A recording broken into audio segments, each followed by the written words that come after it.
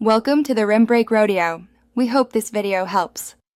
In this video, I will explain how to connect InfluxDB to Grafana.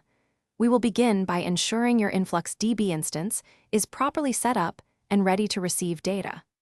Then, we will walk through the essential steps of adding InfluxDB as a data source within Grafana.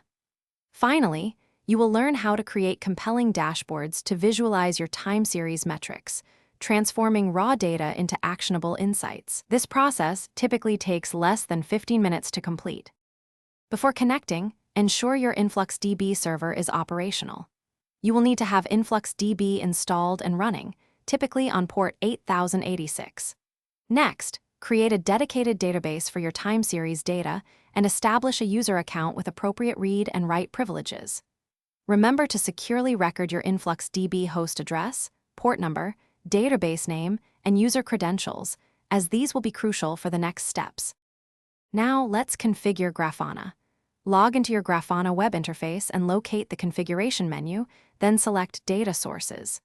Click the Add Data Source button and choose InfluxDB from the list.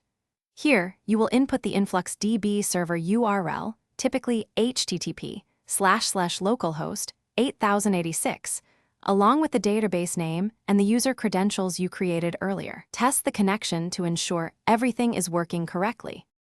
With your data source connected, it is time to visualize your metrics. Create a new dashboard and add a new panel. In the panel editor, select your InfluxDB data source. You can then write your InfluxQL or Flux query to retrieve the desired time series data.